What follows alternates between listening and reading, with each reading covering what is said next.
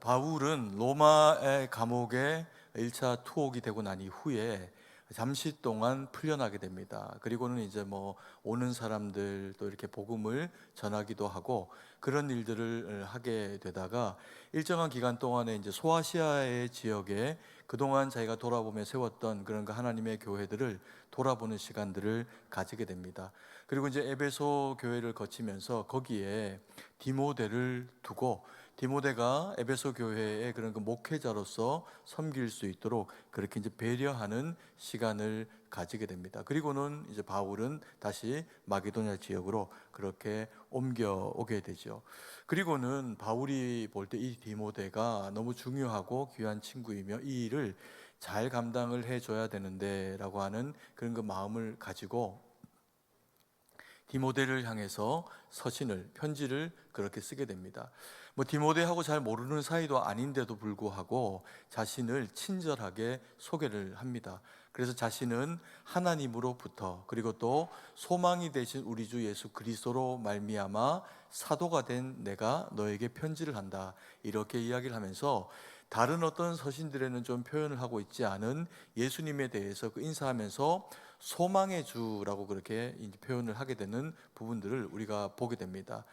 그래서 자신이 예수님을 만난 것이 소망이었고 또 그리고 이 디모데가 예수님의 함께 부름받은 그런 그 종으로 소망의 종으로 세워지게 된 것을 이제 기뻐하는 거죠. 그리고 여전히 소망이 되신 주님의 그 말씀을 거기서 좀 잘 가르쳐라. 그래서 교회가 하나님의 말씀과 뜻 가운데서 든든히 서갈 수 있도록 하라라고 하는 그런 이제 내용으로 인사와 함께 이 서신의 내용들을 들려주게 됩니다. 이 서신의 내용들은 디모데에게 준 내용이기도 하지만 당시의 모든 그리스도인들에게 그리고 지금 우리들에게도 동일하게 꼭 필요한 말씀으로 바울이 우리 하나님을 통해서 우리에게 주시는 그런 그 말씀이기도 합니다.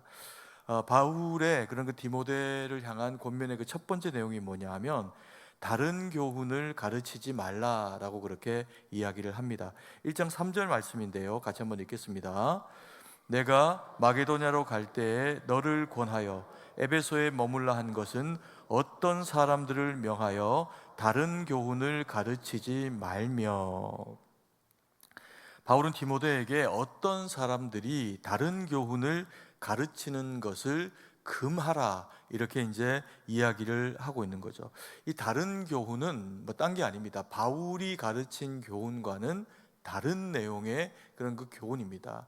그래서 바울이 그동안의 에베소 교회와 또 디모데에게 가르쳤던 그런 거 하나님의 그 말씀과는 전혀 대치가 되어지는 어떤 내용을 가르치는 사람들이 등장을 하게 됐고, 그 가르침이 바울이 전한 그 복음의 내용들을 막 이제 흔들어 놓는 그런 그 일들을 일정 부분 하게 된 겁니다. 그래서 바울이 디모데에게 그와 같은 다른 교훈을 가르치지 말 뿐만 아니라 그것을 배격하라, 그렇게 이제 이야기를 하고 있는 겁니다.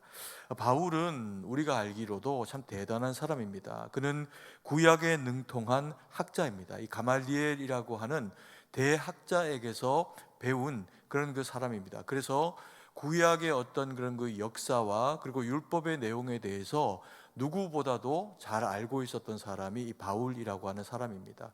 그래서 그런 자신을 바울이 뭐라고 이야기하냐면, 나는 바리새인으로 치면 바리새인 중에 바리새인이다, 이렇게 자신을 그렇게 표현을 하고 있습니다. 그리고 또 이런 어떤 그런 유대의 그런 학문만 아니라 바울은 다소에서 나고 자라게 되는 것을 통해서 헬라 철학에 대해서도 굉장히 능통한 사람이 됩니다. 그래서 가말리엘을 통해서는 유대의 역사와 율법을 배우고, 그리고 또 다소에서 나서 자라는 과정을 통해서 이 헬라 철학을 배워가지고 사고하는 방식과 그리고 또 이성적 판단을 통해서 더 옳은 것이 무엇인가에 대한 가치에 이르는 가치 판단의 방식을 배우게 됩니다. 이 두 가지는 바울에게 굉장한 그런 그 어떤 가치를 가늠하는 중요한 기준이 됩니다. 그런데 이 두 기준이 한 번에 무너지게 되는 어떤 일을 이 바울이 경험을 하게 됩니다. 바울이 가말리엘의 문화에서 배우고 그리고 또 유대의 유력한 자가 되어져 가면서 그리스도인들을 핍박하는 자리에 서게 됩니다. 예수 믿는 사람들이 막 이렇게 모이고 그들의 그 집회 가운데서 유대를 이렇게 혼란하게 한다, 이렇게 생각을 하고 그들을 이제 엄벌에 처하도록 하는 그 일에 앞장서게 됩니다. 그래서 스데반이 돌에 맞아 죽게 되는 그와 같은 순교의 현장에도 바울은 거기에 있으면서 돌을 던지는 사람들의 옷을 맡아주는 역할을 하게 됩니다.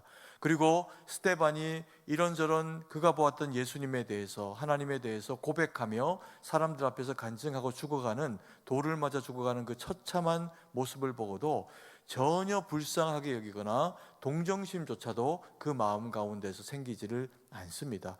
왜냐하면 그것이 하나님의 나라의 법에 합당하다, 율법의 기준에 저는 죽어 마땅한 자다라고 그렇게 생각을 했기 때문에 그렇습니다. 그러면서 그 일을 더 힘차게 감당을 하기 위해 가지고 다메섹으로 예수 믿는 자들을 잡아다가 그리고 옥에 넘길 요량으로 길을 떠나게 됩니다. 그런데 그 길 도상에서 예수님께서 해보다도 더 밝은 그런 그 빛 가운데로 바울에게 임하시게 됩니다. 그리고는 그 짧은 시간 동안에 바울에게 강력한 교훈을 주십니다.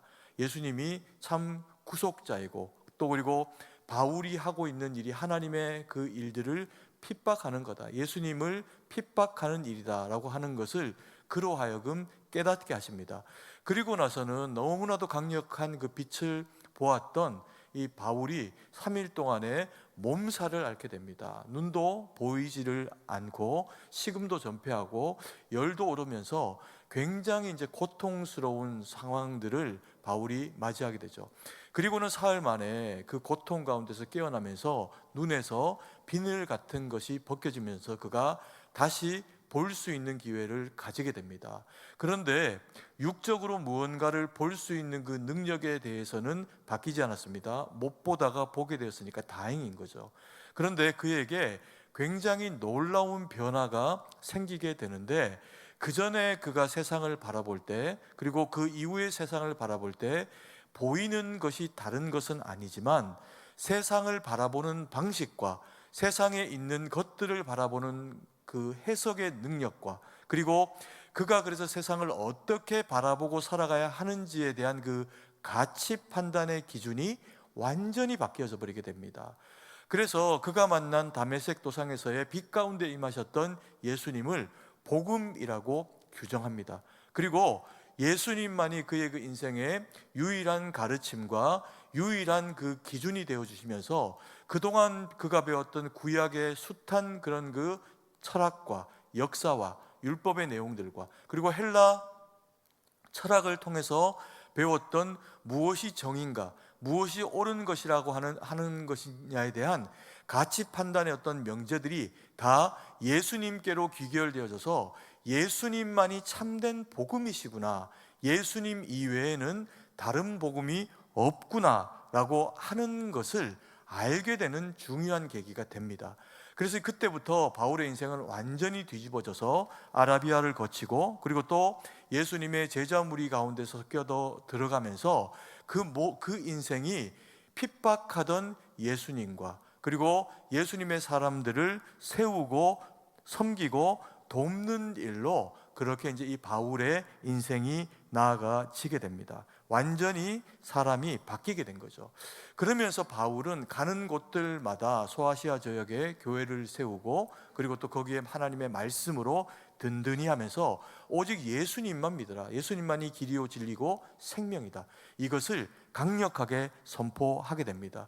그리고는 그가 세워왔던 교회들의 이 한 교회인 에베소 지역에 디모데를 이제 파송을 하면서 그도 다른 무엇과 절대로 타협하지 말고 오직 예수 그리스도의 그 복음 외에는 다른 복음이 없다라고 하는 것을 강력하게 그에게 심어주면서 그것만 전해라, 그렇게 이야기를 하고 있는 겁니다. 그런데 문제는 바울이 떠나고 난 이후에 에베소에서 복음을 가장한 다른 교훈이 들어오게 됩니다. 그래서 이것을 이제 디모데로 하여금 잘 지켜내고 배격하라, 그렇게 이야기를 한 거죠. 이 다른 교훈은 강력한 힘을 가졌습니다. 그래서 사람들을 현혹하고 바울이 이야기한 오직 예수 그리스도의 복음으로 말미암아 되어진 이 복음의 순전한 복음의 능력에 대해서 자꾸만 도전하고 손상을 입히는 겁니다. 그래서 십자가 이외에도 다른 무언가가 필요하다. 구원을 위해 가지고 어떻게 예수님의 십자만 가지고 되겠느냐, 이런 이제 도발, 도전이 이 교회 가운데 이제 일어나게 된 겁니다. 그러다 보니까 사람들의 그 마음이 무언가 그런 마음이 있지 않습니까? 내가 무언가를 믿고 은혜를 감사하게 받았지만 나도 무언가 좀 해야지, 그래도 이 구원에, 그리고 하나님의 가장 합당한 가치에 옳은 사람이 되지 않을까라고 하는 생각들이 사람들의 마음 가운데는 누구나 다 있습니다. 그러다 보니까 이 다른 교훈이라고 하는 것이 이들의 그 마음 가운데 들어오게 되니까 복음 이외에도 자신들의 그 선이나 혹은 다른 무언가를 해야 더 안정적으로 구원에 이를 것 같은 그런 그 생각들이 사람들의 마음을 주장하게 됩니다. 이게 무엇일까요? 이게 율법이라는 겁니다. 당시에 이제 많은 유대인들 가운데 그리스도를 믿게 된 사람들 가운데서도 이 율법에 대한 가치를 여전히 복음 이상으로 중요하게 여기면서 이 율법의 준수를 해야 구원에 이를 수 있다라고 주장하고, 그리고 그것을 가르쳤던 사람들이 등장을 하게 되었던 것 같습니다. 그래서 이제 다른 교훈이라고 하는 이름으로 사람들의 영혼을 막 흔들어 버리는 그런 그 일들을 한 거죠. 근데 바울은 그렇게 이야기합니다. 율법이 쓸데없는 것이다, 이렇게 이야기하지는 않습니다. 율법은 귀한 것이다, 그렇게 이야기합니다. 누구를 위해서요? 죄인을 위해서. 그리고 또 죄인된 우리가 하나님 안에서 믿음으로 잘 서기 위해서 이 율법은 유용한 기능을 가지고 있다. 그러나 율법은 복음이 아니다. 율법은 예수님이 아니다. 율법으로는 구원에 이를 수 없다. 이것이 바울이 우리에게 들려주고 있는 복음의 핵심의 내용입니다. 1장 8절 말씀을 같이 한번 읽습니다. 그러나 율법은 사람이 그것을 적법하게만 쓰면 선한 것임을 우리는 아노라. 바울도 율법의 가치를 어느 선 안에서는 인정을 합니다.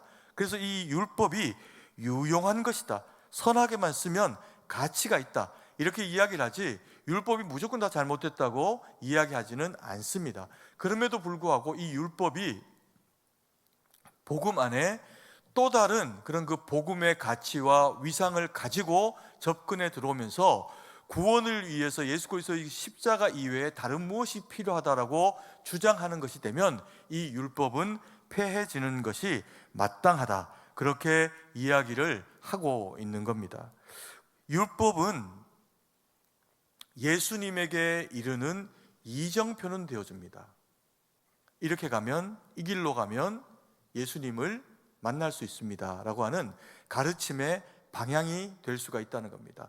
그리고 또 아이 때 좋은 선생님이 되어주는 몽학 선생이 되어줘서 우리가 이렇게 하는 것이 하나님의 뜻에 더 합한 일로 살아가는 것이 맞습니다 라고 하는 가르침이 되지만, 이 율법 자체가 하나님이 되거나 율법 자체가 복음이 되거나 예수님이 될 수는 없다는 겁니다. 그래서 우리가 구원에 이르는 유일한 길은 다른 복음이 없이 오직 예수님을 믿는 것으로만 되어지고, 율법이 그러면 가지고 있는 이 중요한 의미는 무엇인가 하면, 예수님을 믿고 하나님의 자녀된 우리가 하나님의 백성답게 살기 위한 지침이 되어지는 게 뭐냐 하면 율법이라는 겁니다.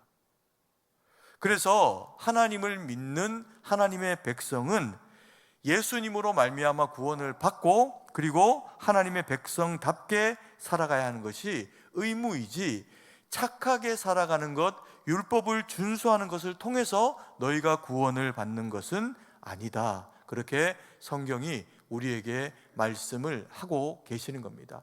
우리는 그리스도 예수의 보혈의 공로로 말미암아 되어진 그리스도인입니다. 그래서 우리 안에는 법이 없는 것이 아닙니다. 하나님의 말씀이 우리 가운데 있어서 하나님의 자녀들이기 때문에 하나님의 말씀은 우리로 하여금 하나님의 자녀답게 살아라 라고 그렇게 말씀을 합니다.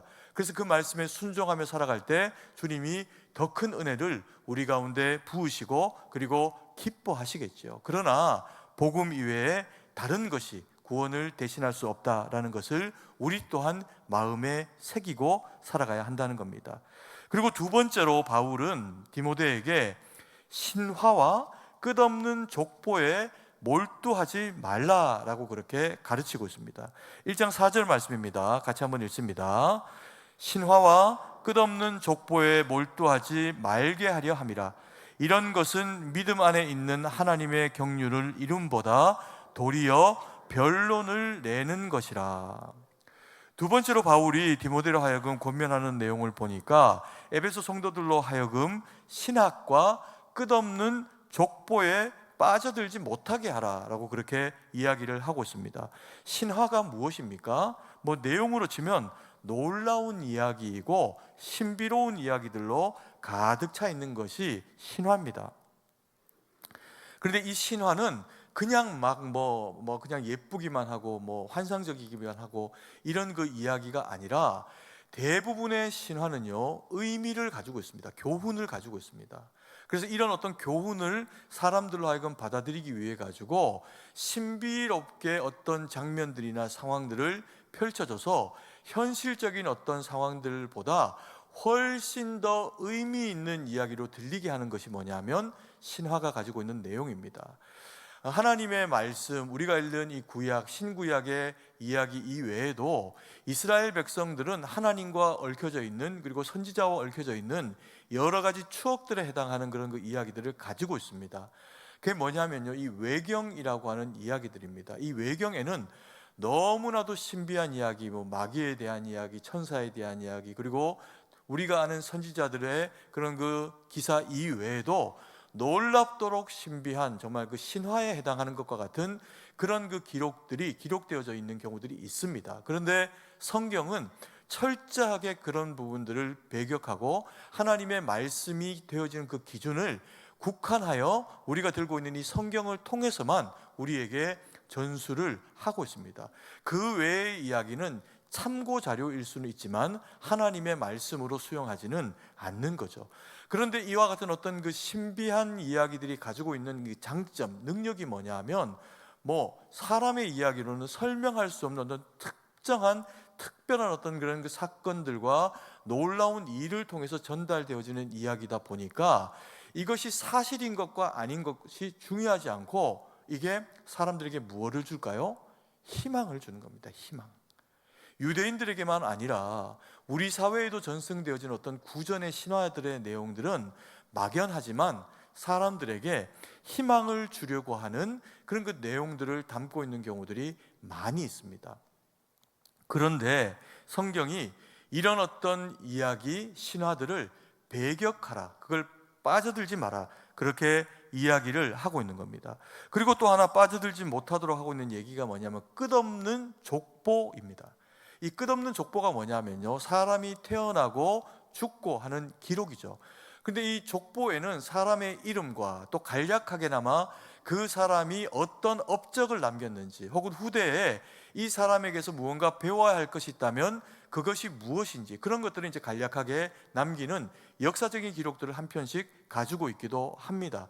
그리고 또 이런 어떤 그런 그 족보 가운데는 이제 사람이 가지고 있었던, 이 사람이 어떤 권세를 가졌는가, 세상적으로 얼마나 위용이 있는 삶을 살았는가, 이런 것들도 이제 기록을 하고 있는 경우들이 있습니다. 그러니까 그러다 보니까 이 족보에 대한 이야기를 하다 보면은 누구에 대한 이야기가 나올까요? 족보는 내 조상에 대한 이야기입니다. 남의 조상에 대한 이야기는 관심이 없습니다. 결과적으로 그 얘기는 뭐냐면, 사람들이 족보에 집중하게 되는 그 이유가 뭐냐면, 우리 조상들 중에서 얼마나 이름 있는 사람이 있었는지, 우리 조상들 가운데서 세상에 얼마나 기여를 한 사람들이 있었는지, 그것들을 떠올리면서 그것이 긍정적인 역할로는 우리도 이런 조상의 후손으로서 명예롭게 살아야겠다, 우리도 섬기는 자로 살아야 되겠다, 이제 이런 중요한 좋은 의미가 도출이 될 수 있는 반면에, 이 족보, 끝없는 족보라고는 뭔가 이 부정적인 것 같은 내용이 가지고 있는 그 의미 중에 하나는 무엇이냐면, 족보는 우리 조상들의 이야기인데 나하고는 아무런 상관이 없는 얘기입니다. 내가 지금 잘 살아가야 하는 것이 문제이지, 이전에 내 조상들이 잘 살았기 때문에 내가 여전히 그 후광을 입고 나는 대단한 사람이야, 그러니 나는 누군가의 후손이니 나는 정말 니네하고는 다른 사람이야, 이런 어떤 자신을 드러내기 위한 방편으로 이 족보를 사용하게 된다면 이 족보는 하나님 보실 때 옳은 일이 되지를 못한다는 겁니다. 심지어 성경에 기록되어져 있는 이 유대의 그런 그 족보라고 하더라도 잘못 해석해서 자기에게 악하게 그와 같이 남을 누르고 자기를 더 뛰어나 보이게 만들기 위해서 해석하면서 족보에 집중하는 것은 옳은 일이 아니다. 그것에 집중하지 못하도록 하라. 그렇게 이야기를 하고 있는 겁니다. 그래서 이 신화와 족보가 가지고 있는 이 공통적인 폐단이 무엇이냐면 등장하는 인물에 집중하게 만듭니다. 성경의 모든 이야기는, 요셉의 이야기, 다윗의 이야기, 모든 이야기는 우리가 그들처럼 살아야 된다라고 하는 것도 가르치기는 하지만 더 중요한 이야기가 뭐냐면요, 다윗이 어째서 다윗이 될 수 있었던가, 아브라함이 어떻게 해서 믿음의 정상에 설 수 있었던가, 그들을 인도하시고 그들이 그들되도록 이끌어 오신 하나님이 얼마나 위대하신 분일까, 그것을 성경이 기록을 하고 있어서 성경은 사람에게 초점을 맞춘 기록이 아니라 하나님께로 초점이 맞추어진 기록이라는 겁니다. 그리고 이 성경에 나오는 족보도 한번 보십시오. 두 가지의 방식으로 성경의 족보는 기록이 됩니다. 하나는 하향식의 구조입니다. 하나는 상향식의 구조입니다. 위에서부터 내려가건 아래에서부터 올라가는 족보이건 이 모든 족보의 시작과 끝은 누구로 되어 있을까요? 아브라함이고, 그리고 그 위는 누구더라? 하나님이더라. 이게 성경의 족보가 나타내고 있는 이야기입니다. 그래서 결국에는 이 족보를 그렇게 우리가 사실 누군지도 모르는 그런 그 사람들의 이름을 나열된 것을 읽고 그리고 하는 것은 하나 중요한 것, 모든 사람은 유대인이건 혹은 이방인이건 모든 사람들은 그 조상의 조상을 거슬러 올라가면 다 누구에게서 귀결된다?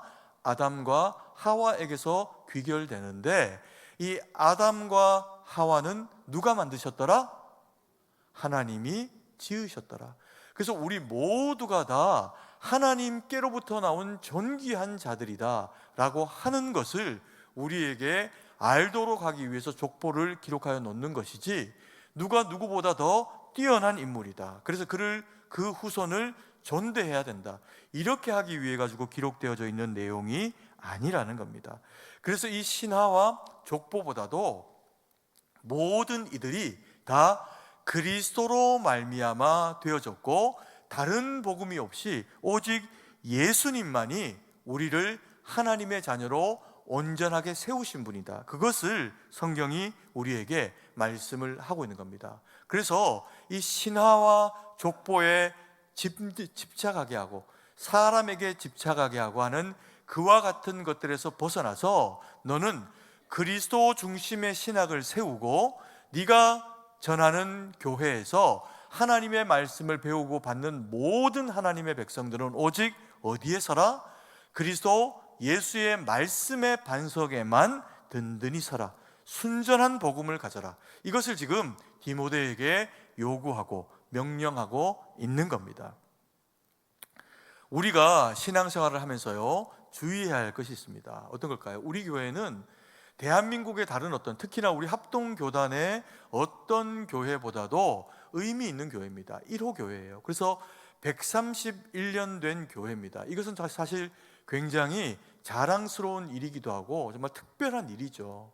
1호 교회인데, 그럼에도 불구하고 성경이 우리에게 말씀을 하고 있는 것은 너희는 절대로 레전드, 전설이 되지 말라는 겁니다.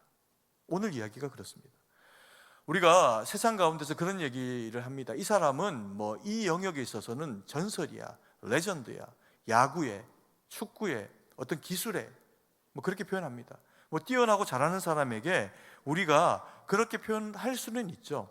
그런데 우리가 신앙생활을 하고 믿음 생활을 하면서 우리가 믿음 안에서의 누군가에게 필요 이상의 어떤 의미가 부여되어지는 대상이 되어지면 하나님이 그것을 기뻐하시지 않는다는 겁니다.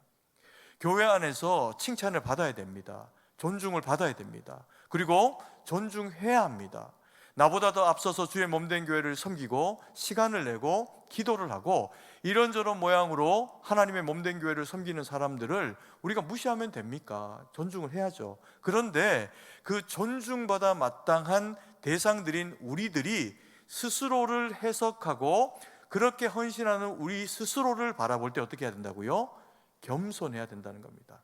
누군가 나를 필요 이상으로 칭찬하면 마음에 절제를 하면서 아닙니다. 모든 영광 누구에게? 하나님께. 주님이 내게 맡기셔서 우리는 이 일을 할 따름이죠. 그리고 조용히 그 자리를 비키고 하나님께 영광을 올려드려야 한다는 겁니다. 그런데 놀라운 것은요, 우리가 그렇게 한번 해보십시오. 누가 나를 칭찬할 만한 일을 하는 게 좋습니다. 그 칭찬 받아야 됩니다.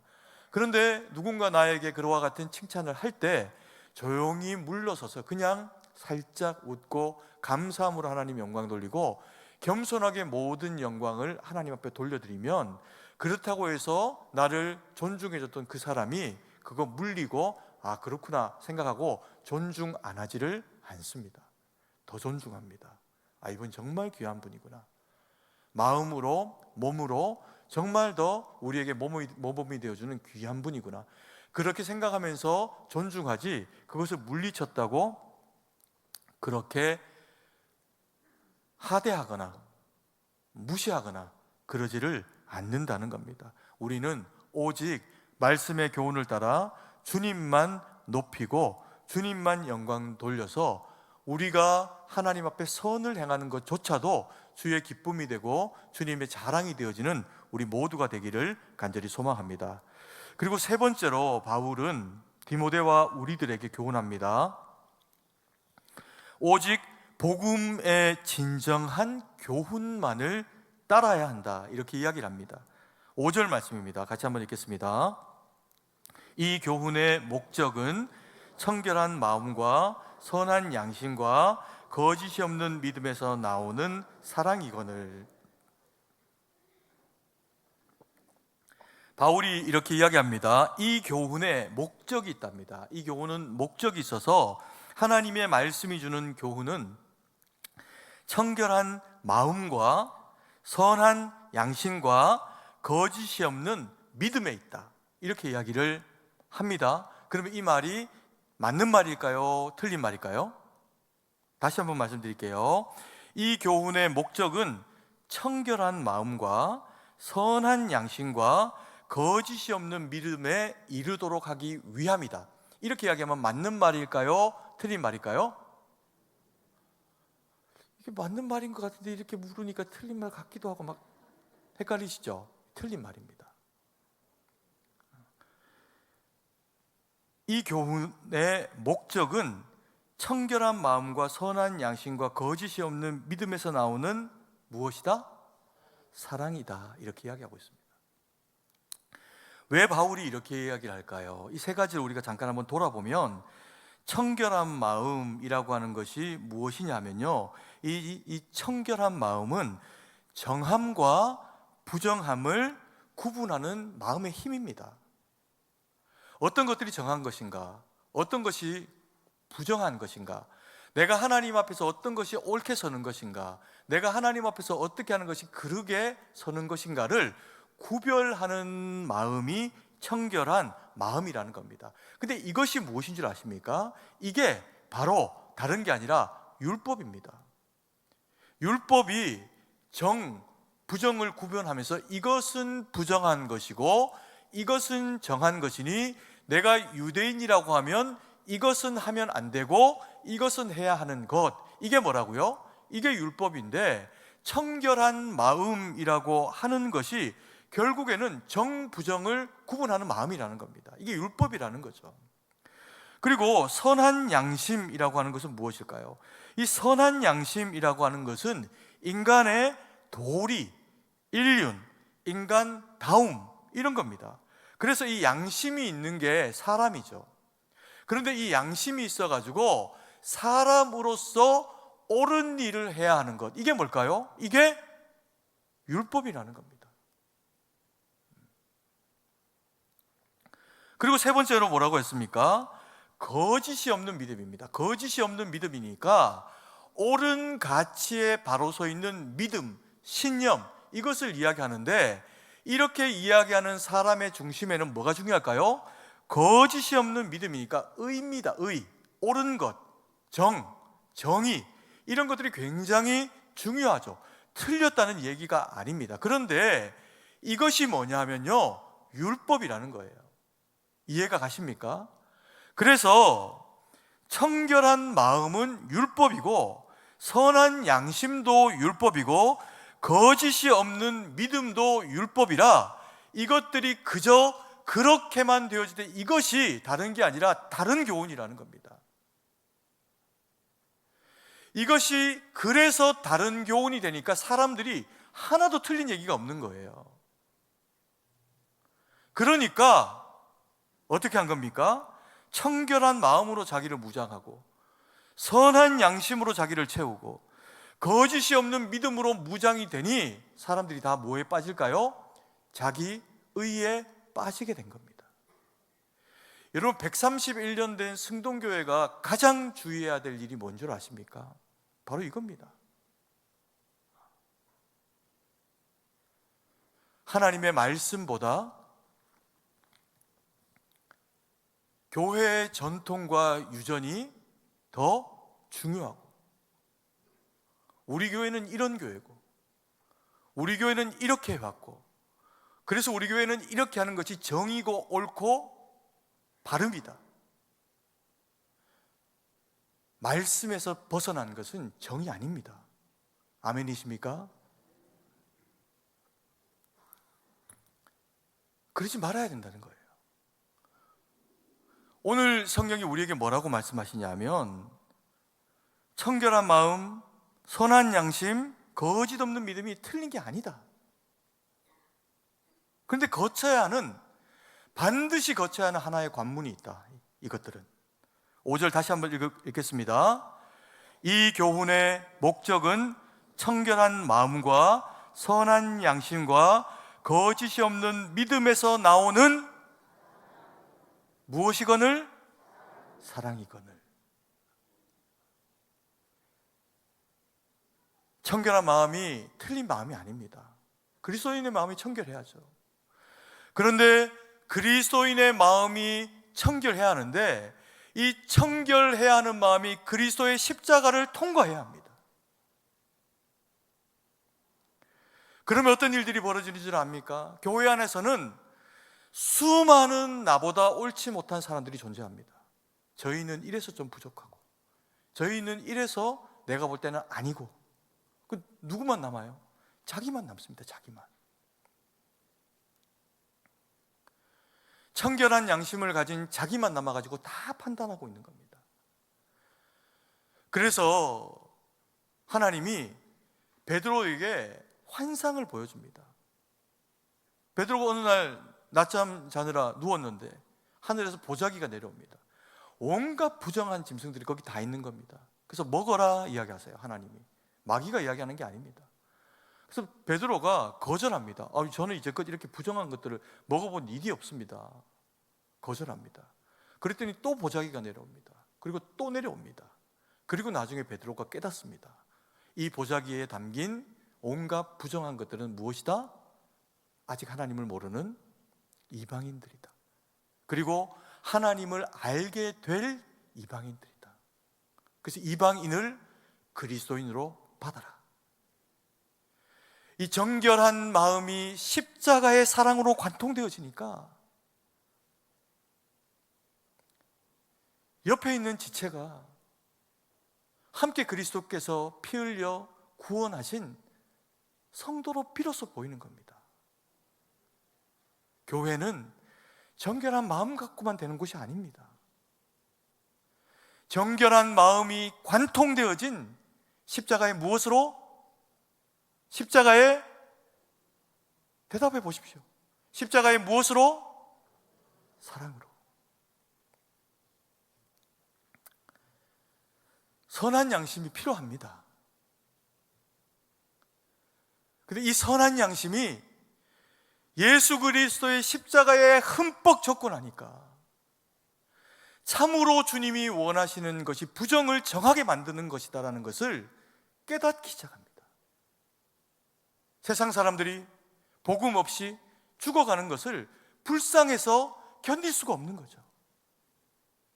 여러분, 교회는 선한 양심이 있어야 되는데 이 선한 양심이 그리스도의 피로 흠뻑 적셔져야 됩니다. 교회 안에는 거짓이 없는 믿음이 필요합니다. 거짓이 있는 믿음이 어떡합니까? 그리스도인이 순결해야죠. 그런데 오직 복음으로만 적셔진 주님의 사랑을 통과한 거짓 없는 믿음이어야 주님이 참으로 우리에게 원하시는 십자가의 구원이 되는 믿음이 됩니다. 아멘이십니까? 다른 구원이 없습니다. 여러분, 성경은 오늘 우리에게 이 교훈의 목적이 있다, 그러면서 우리에게 바른 교훈이 무엇인지를 가르칩니다. 첫 번째, 청결한 마음이 십자가의 사랑을 통과하게 하라. 선한 양심이 그리스도의 십자가의 피로 흠뻑 젖게 하라. 거짓 없는 믿음이 오직 예수 그리스도의 그 십자가의 구속의 은혜로만 충만하게 하라. 그래서 너희 가운데 있는 이 복음의 마음을, 그 믿음을, 그 양심을 누구도 흔들지 못하게 하라. 너희는 그리스도 예수의 사람이다. 이것은 은혜로만 채워집니다. 그래서 성도는 은혜를 사모해야 되고요, 교회에 올 때 이 마음을 예수님의 십자가로 흠뻑 적셔야겠다, 그 마음 가지고 와야 됩니다. 그리고 주신 말씀을 사랑으로 받고 사랑으로 살아내서 또 다른 누군가에게 흘러가는 주님의 사랑의 음성으로 살아내야 합니다. 그래야 청결한 마음이 주님의 사랑으로 관통되고 선한 양심이 주의 피에 적셔지고 그리스도인의 거짓 없는 믿음이 주님을 나타내고 드러내는 구원에 이르는 믿음이 됩니다. 여러분, 오늘 성경 우리에게 분명히 하겠습니다. 이 교훈은 목적이 있다. 무엇이라고요? 이 교훈의 목적은 사랑이다. 다시 한번 묻겠습니다. 이 교훈의 목적은 사랑이다. 같이 한번 따라해 볼까요? 이 교훈의 목적은 사랑입니다. 한 번 더 따라합니다. 이 교훈의 목적은 사랑입니다. 승동교회는 주님이 말씀하신 이 사랑의 교훈이 넘쳐나서 누가 봐도 내가 하나님의 백성이요, 누가 봐도 주님 영광 돌리는 우리 모두가 되어지기를 간절히 소망합니다. 사랑의 아버지 하나님, 은혜와 사랑을 감사드립니다. 오늘 우리에게 이 사랑의 교훈을 은혜로 허락하여 주셔서 다른 세상의 허탄한 신화와 족보를 쫓아 살지 아니하고 오직 자랑할 것이 그리스도의 십자가밖에 없게 하심을 감사드립니다. 그 주님의 십자가 붙잡고 사랑받은 자로, 은혜를 누리는 자로 살아가게 하셔서 오직 주의 기쁨으로 세상 가운데 주의 자랑으로 살아갈 수 있는 우리가 될 수 있도록 은혜를 베풀어 주시옵소서. 주님께 모든 것을 의지하고 감사드리며 살아계신 주 예수님 이름으로 기도드립니다. 아멘.